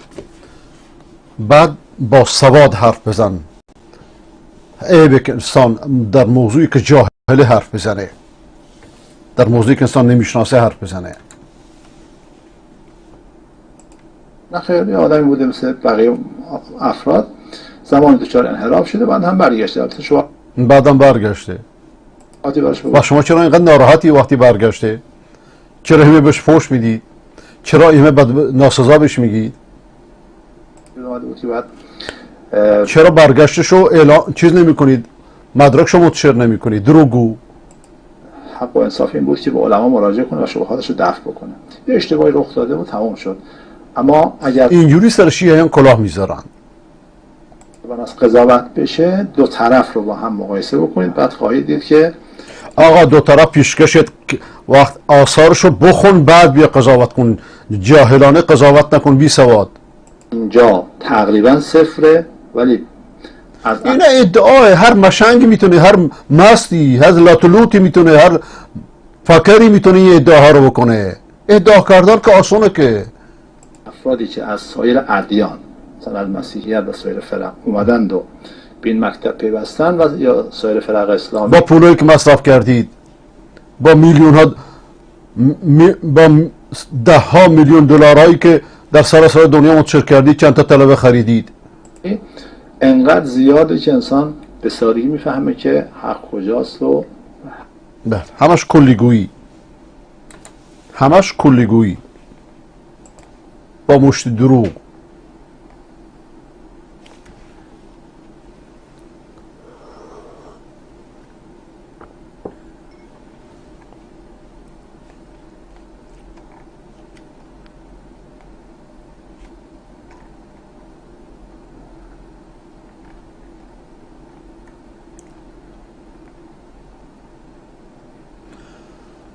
طنز امشب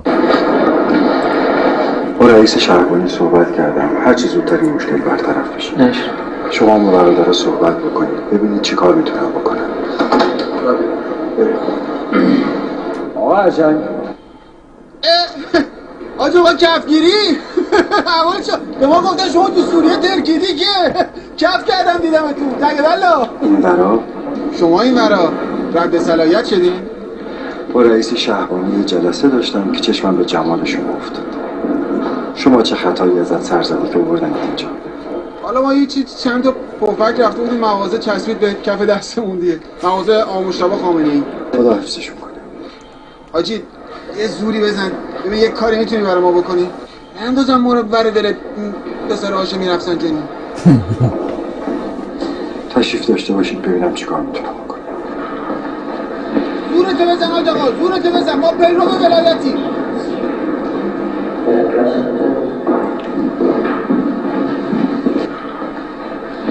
چی شد آقا؟ من دارم اون تو راجع به مشکل شما صحبت می‌کنم. آره دست شما در نکنه واقعا.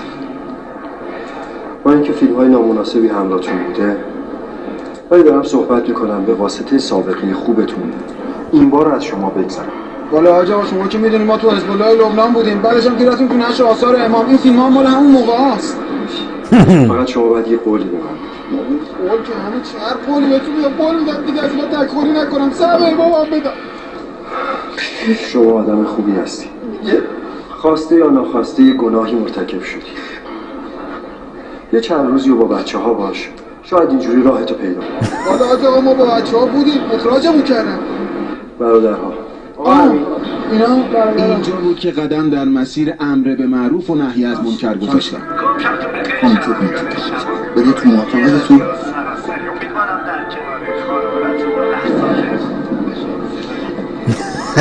سلام برادر. علیک سلام. سلام برادر. دستت نره لای در. از اون دور که داشتیم میومدیم صدای دوب دوب بیستیستون همه جا رو گرفته بود. به ما که رسیدین حالا شدیم برادر. اصلا شما میدونید من کیم؟ من کیم؟ آقای ارجنگ. سنوبر.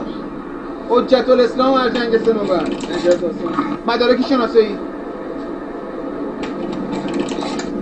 چیزی نیست. کارت ماشین. کارت ماشین چه به دردم میخوره؟ ماشین که منکراتی نیستش که. شمایی که اونم تو شرایط پس و برجام اومدید عفت عمومی رو لکه دار کردیم. آقای برادر ما عفت عمومی رو کاری نداریم. من آقا بیاین دو تا فتنه‌گر برداریم ببریم. ببرین. آقای برادر. نه آقا به چه آقای جرمی؟ برادر.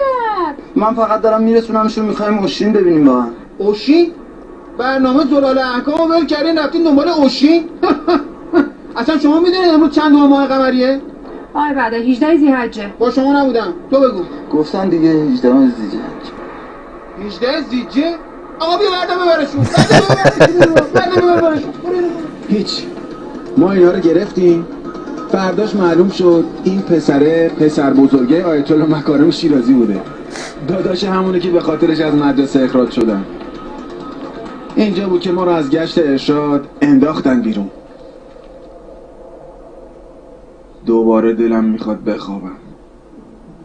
با توجه به شرایطی که توش هستیم و سرنوشت روحانیت این دفعه باید بریم تو قبر بخوابیم.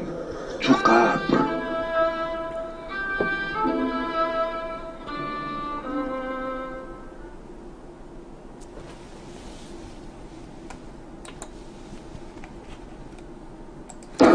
دست شما درد نکنه. دو تا کلیپ دیگه رو لطفاً اگه فردا برام بفرستی متشکر میشم.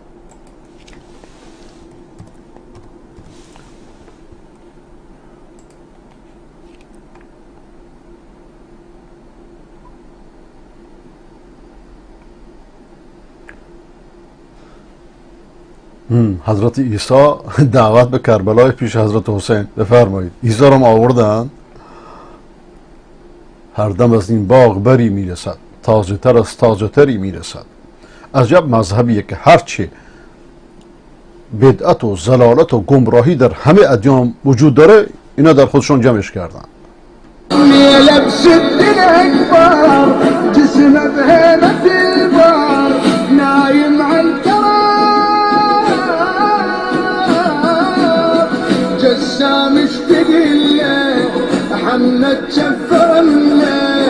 من دم المصاب.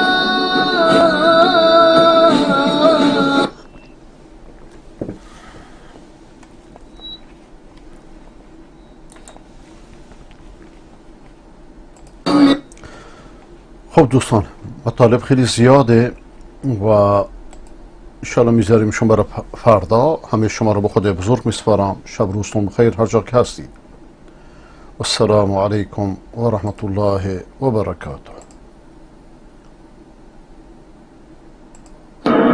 عجب رسمیه رسم زمونه، قصه باد و برگ خزونه. میرن آدما از اونا فقط خاطره هاشون به جا میمونه. عجب رسمیه رسم زمونه، قصه برگ باد خزونه. میرن آدم ها از اونا فقط خاطره هاش.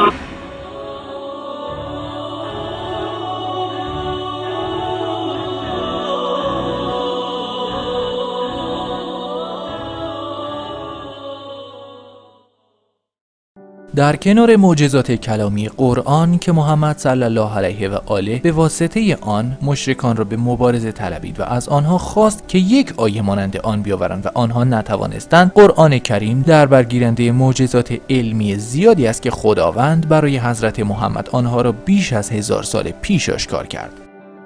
این معجزات امروزه کشف شده اند و باعث تقویت ایمان آورندگان شده است و اثباتی برای الهی بودن قرآن کریم است. خانم وادی عمرانی کشف جدید علمی در قرآن کرده است. ایشان میگویند که ما در سوره نمل آیه 18 کشف جدید علمی کردیم. این معجزه جدید چیزی است که مورچه در آیه 18 گفت و علم امروز نحوه ارتباط مورچه ها با یکدیگر را کشف کرد، خصوصا زمانی که یک خطر محل زندگی مورچه ها را تهدید می کند. ما تلاش می کنیم جملاتی که مورچه در قرآن کریم به زبان آورد را توضیح دهیم و سعی می کنیم آنچه را که او گفت با کشفیات جدید علمی ربط دهیم و مدرک پیشی گرفتن قرآن کریم به علم امروزی را رو می کنیم که این حقایق را بیش از 1000 سال پیش بیان کردند. خداوند در سوره نمل آیه 18 می فرماید: تا چون به دره مورچه ها رسیدند، مورچه‌ای گفت ای مورچه ها به لانه هایتان وارد شوید، مبادا سلیمان و لشکرش پایمالتان کنند و خود آگاه نباشید. در آیه بالا مورچه خطر قریب الوقوعی که در کمین مورچه ها است را در طی 4 مرحله متوالی به شرح زیر میگوید. ای مورچه ها، این اولین اعلام خطری است که توسط مورچه داده می شود تا توجه دیگر مورچه ها را به سرعت جلب کند. مورچه های دیگر با گرفتن این پیام صبر می کنند تا دیگر پیام ها را توسط همان مورچه دریافت کنند. دوم، به لانه های تان وارد شوید. در اینجا گوینده پیام جملاتش را با دیگر پیام ها ادامه می دهد و به مورچه های دیگر می گوید که چه کار بکنند. ما این رابطه را که توسط علم امروزی کشف شده در ادامه ویدیو شرح می دهیم. مبادا سلیمان و لشکرش پایمالتان کنند. در این جمله مورچه دلیل این خطر را به مخاطب خود می گوید و این آن چیزی است که ما امروزه توسط بررسی علمی اثبات می کنیم و خود آگاه نباشند. مورچه ها به عنوان عکس العملی در مقابل خطر قبلی یک نوع دفاع مشخص از خود بروز می دهند. در این چند جمله آخری مورچه به مخاطبان خود می گوید که به منبع خطر حمله نکنید، زیرا خطر از یک دشمن واقعی نیست، زیرا سلیمان و همراهانش از وجود لانه مورچه ها در سر راه خود خبر ندارند و قصد حمله به آن را نیز ندارند. بنابراین مورچه ها آن را خطر واقعی نمی دانند.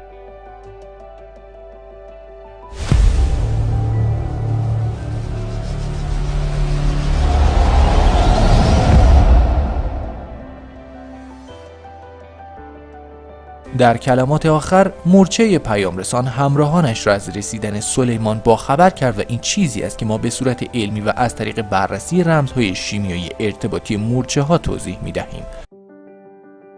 مورچه ها از ارتباط شیمیایی در موقعیت های اخطار و دفاع و همچنین زمانی که تبادل سریع اطلاعات نیاز باشد و نیز زمانی که با خطری مواجه باشند استفاده می کنند. این اخطار معمولا توسط صدور علامت های شیمیایی دفاعی مشخص می شود و غده های دفاعی مسئول ایفای نقش اخطار و دفاع هستند. به عنوان مثال مورچه استرالیایی را در نظر بگیرید. وقتی این مورچه ها با خطر مواجه می شوند، قطرات کوچکی را از غده دفاعی خود ترشح می کنند. این یک فرمان برای دیگر مورچه ها است تا فرار کنند و با شاخک های خود ارتعاشی ایجاد کنند که به معنای قرارگیری در موقعیت خطر است. اولین ماده که توسط مورچه ها شناسایی می شود آلدهاید هگزانال است و باعث جلب توجه و علاقه آنها می شود. در نتیجه شاخک های خود را تکان می دهند و بالا می برند تا دیگر بوها را نیز بگیرند.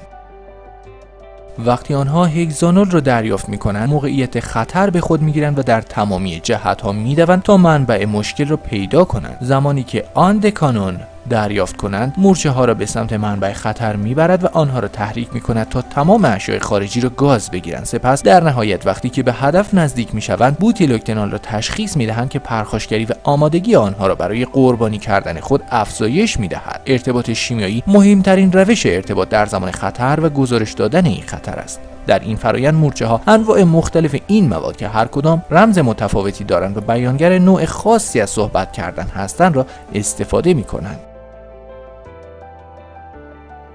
اگر انتشار موادی که توسط مورچه‌ای که آن خطر را اعلام کرد تعقیب کنیم، می‌بینیم که کاری میباشد که مورچه مورد اشاره در آیه 18 سوره نمل انجام داد. موادی که مورچه در موقعیت‌هایی مثل این از بدن خود ترشح می‌کند به 4 دسته تقسیم می‌شوند که هر کدام زبان و علامت مخصوص خود را دارند.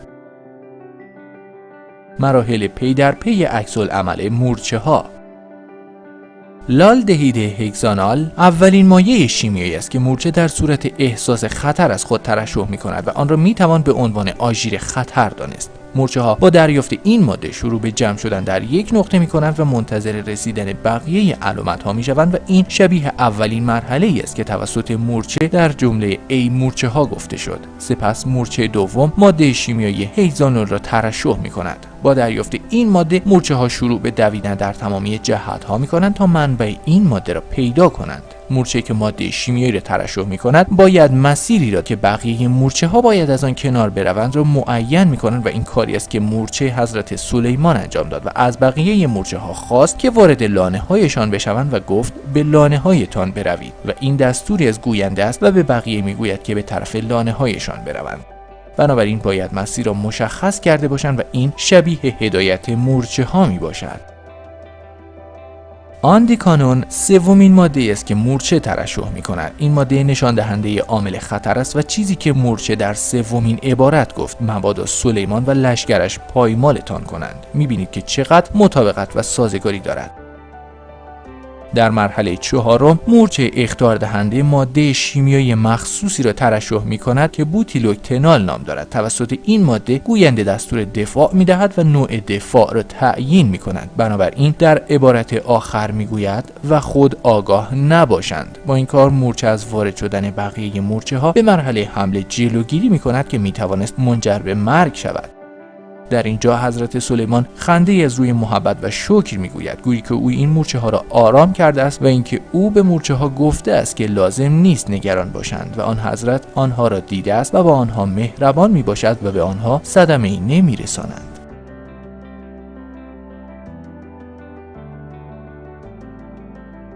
و اما جمع‌بندی و خلاصه مطلب. تا چون به دره مورچه ها رسیدند، مورچه گفت ای مورچه ها به لانه هایتان وارد شوید، مبادا سلیمان و لشکرش پایمالتان کنند و خود آگاه نباشید. یکی از مورچه ها میگوید ای مورچه ها هگزانال، به لانه هایتان وارد شوید هگزانول، مبادا سلیمان و لشکرش پایمالتان کنند آندیکانون و خود آگاه نباشند بوتیلوکتنال. و حالا افراد شکاک بعد از پی بردن به این قضیه که علم آن را ثابت کرده چگونه میتوانند در مورد معجزه بودن قرآن کریم شک کنند؟ این حقایق بیش از 1000 سال پیش در قرآن آمده است. ممنون از اینکه این برنامه رو هم تا پایان با ما بودید. تا برنامه بعد، خداوند یار و نگهدارتون.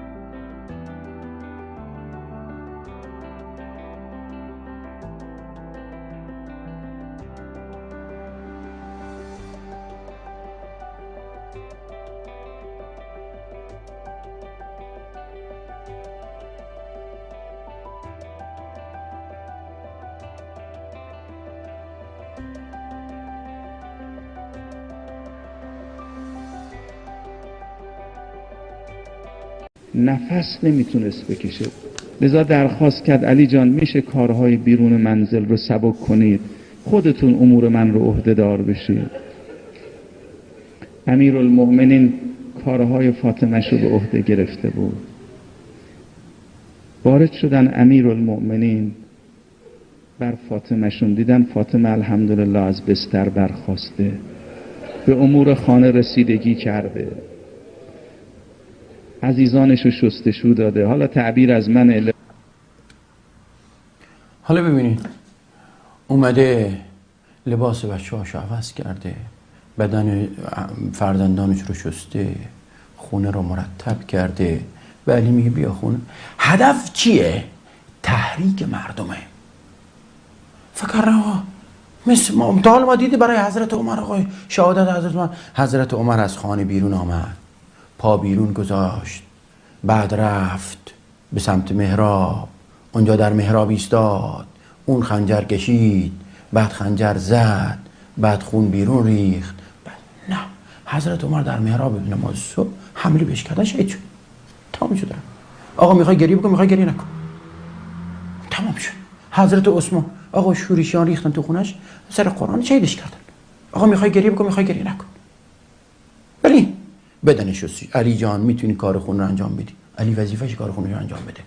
وقتی زن مریضه، چون حضرت فاطمه که مریض بود، وقتی زن مریضه خب باید اگه این کار نکنه خیلی بی‌وجدان یک مرد در چنین شرایطی به داد زنش نرسه. گریه نمیخوام، خیلی طبیعی. ولی شما هدفتون چیز دیگه. هدفتون میخوایم مردم رو بگید، مردم آخرش پازل آخر همون سرکیس کردن مردمه که به ما نگید ما داریم مدافع حضرت زهرا هستیم، ما فلان هستیم، از این حرفا. این یک کلیپ، این یکی خیلی جالبه، اینو بایستی حتما پخش کنیم چون این خیلی مهمه. ببینید بعد تا خودتون شما تماس رو زیرنویس کنید، اینو پخش کنید لطفا. فرمان اینو پخش کنید که شما در امیرالمؤمنین علی ابن ابی طالب میبینید، عین همین شجاعت رو در صدیقه کبرا فاطمه زهرا سلام الله علیها میابید. فاطمه زهرا بعد از شهادت پیغمبر اسلام باردار بودن و خودشون مطلع بودن از این و حملشون.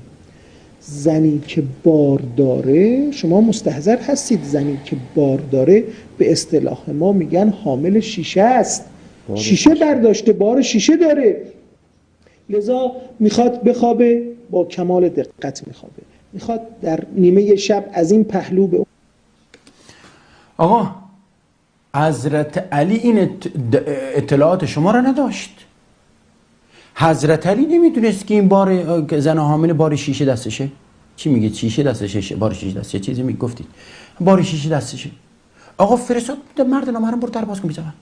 حسن و حسین هم نشستن تو خونه، 3-4 تا جوون رشید تو خونه نشستن، برو فاطمه در باز کن. بابا شیشه دستشه، چی گفتید؟ شیشه دستشه، حامل شیشه است، چرا این بره در باز کنه؟ این یعنی حضرت علی بنده شما نمیتونست میفرسته در رو برای مردان نامحرم باز بکنه؟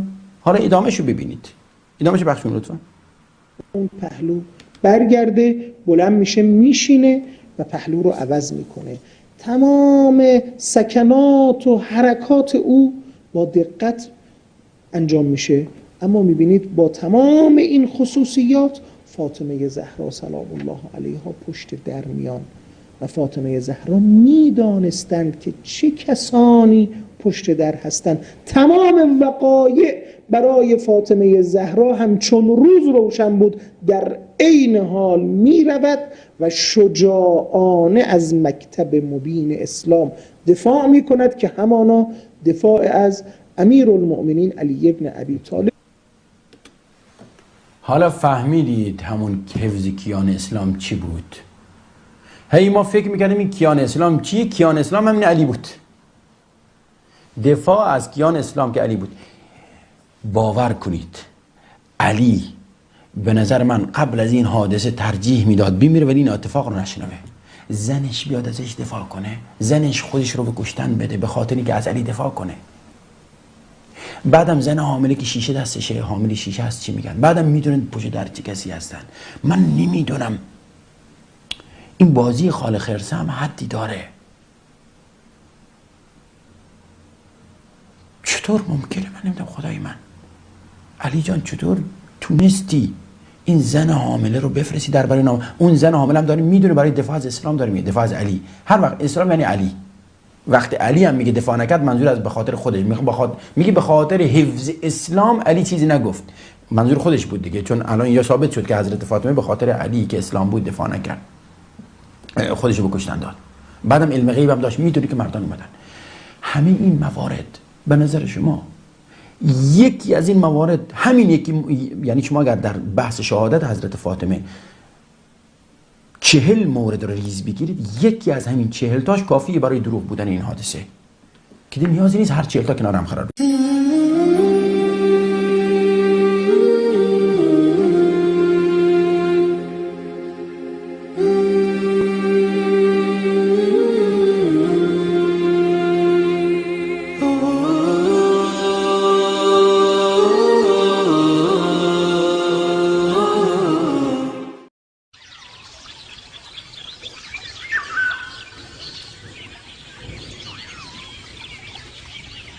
چه خوش باشد که با ایمان بمیریم، برای دوست جاویدان بمیریم. چه خوش باشد میان سنگر حق، به زیر سایه قرآن بمیریم. چه خوش باشد که چون صدیق اکبر، به راستی در ره ایمان بمیریم. چه خوش باشد عمرگونه به محراب، درون خانه رحمان بمیریم. چه خوش باشد که چون عثمان مظلوم، به وقت خواندن قرآن بمیریم. چه خوش باشد علی گونه به مسجد، به زیر تیغ نااهلان بمیریم. چه خوش باشد که چون بوذر و سلمان، برای خالق یزدان بمیریم. چه خوش باشد به سان ابن زهرا، به صحرا با لب عطشان بمیریم.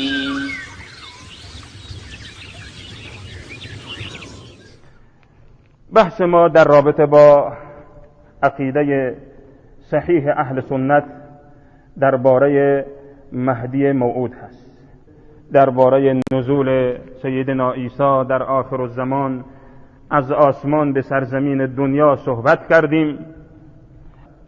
یکی دیگر از نشانه‌های بزرگ نزدیکی قیامت ظهور شخصی است صالح، اصلاحگر، مجدد دین به نام محمد ابن عبدالله ملقب به مهدی. چکیده عقیده اهل سنت در رابطه با مهدی موعود چیست؟ عقیده صحیح اهل سنت این هست که در آخر الزمان شخصی از سلاله پاک محمد رسول الله صلی الله علیه و آله و سلم، از اهل بیت محمد، از سلاله فاطمه، از ذریه و از نسل سیدنا حسن ابن علی، نه از نسل حسین ابن علی، از نسل سیدنا حسن فرزند فاطمه الزهرا و فرزند علی. در آخر الزمان یه شخصی، یه مرد مصلحی، صالحی، متدینی، مجدد دینی قیام میکنه، اسمش موافق با اسم محمد رسول الله هست، اسم پدرش موافق با اسم پدر محمد رسول الله هست. یملأ الارض عدلا و قسطا کما ملئت ظلما و جور. قیام میکنه، ابتدای حرکتش از بلاد شرق، از جهت مکه مکرمه قرار میگیره، یعنی از خود مکه، از جهت شرق مکه ابتدای حرکتش با مجموعی از افراد مؤمن که به اون بیعت میکنن، دست همکاری با اون میدن برای اصلاح، برای از بین بردن ظلم، برای ریشه کردن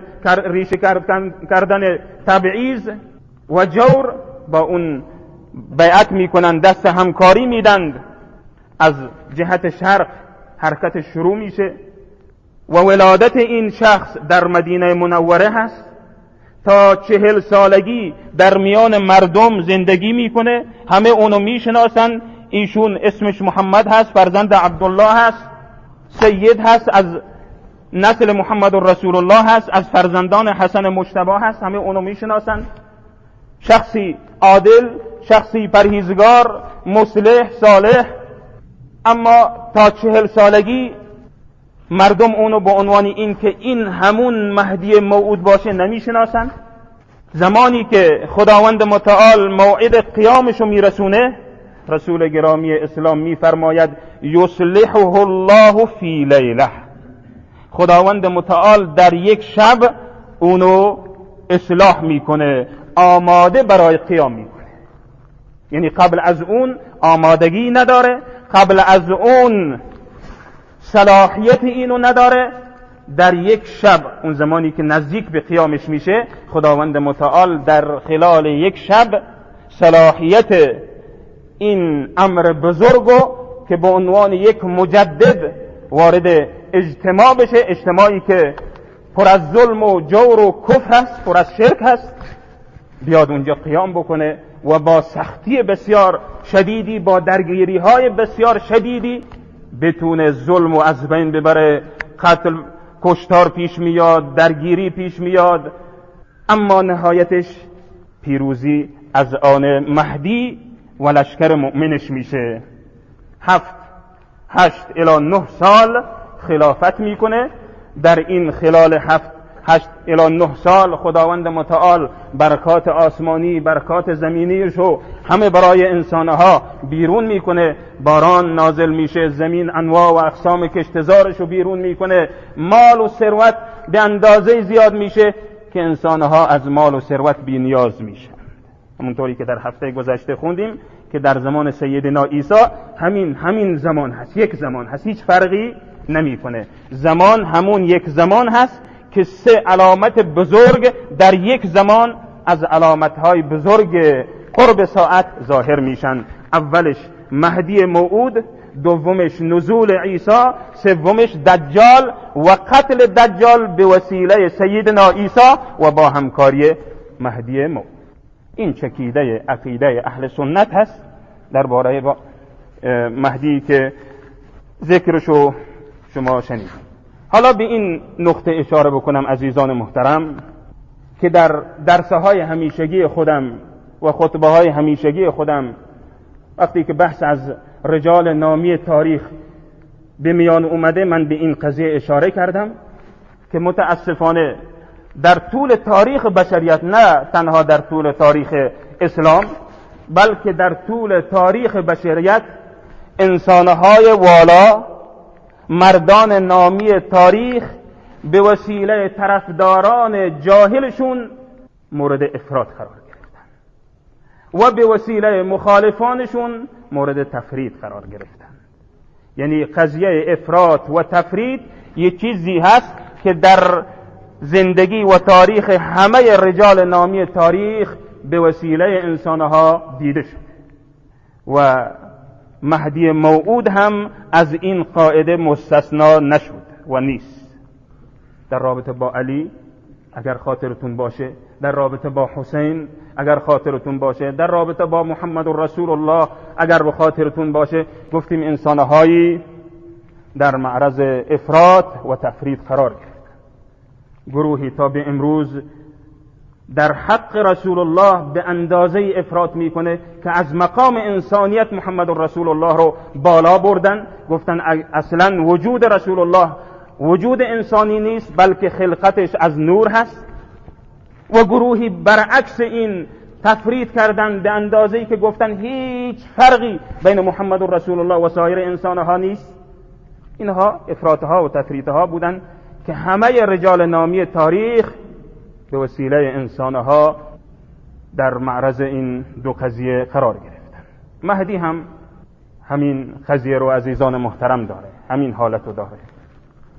گروهی از همون تاریخ قدیم در رابطه با مهدی عزیزان محترم مجموعی از اسطوره‌های دروغ تخیلاتی و تصوری رو در عقاید و باورهایش وارد کرد که با هیچ عقل سلیمی و با هیچ شریعت آسمانی سازگار نیست. گروهی در رابطه با مهدی اون اندازه افراط کرده و میکنند که میگویند تنها مصلحی که در طول تاریخ بشریت خواهد اومد مهدی هست و بس. عدالت کامل، حکومت اسلامی به شکل کامل اجرا میشه تنها و تنها به وسیله مهدی. دیگه هیچ کسی نتونسته. حتی گفتن محمد رسول الله در دعوت خودش و در تبلیغ خودش به اون اندازه موفق نشده که مهدی موفق میشه. این اندازه افراط نسبت به مهدی به وسیله فرق اسلامی انجام شده. اگر بخوایم در رابطه با افراطهایشون عزیزان من صحبت بکنیم که ارزش صحبت کردن ندارن و نمیخوایم وارد این بحث بشیم، همهش خرافات، همهش چیزهایی هست که هیچ عقل انسانی و عقل سلیمی اونها رو قبول نمیکنه. یه اسطوره‌ای درست کردن به اسم مهدی، حاضر میشه، غایب میشه، به داد میرسه، به کمک میرسه، به انواع و اقسام مسائل درست کردن.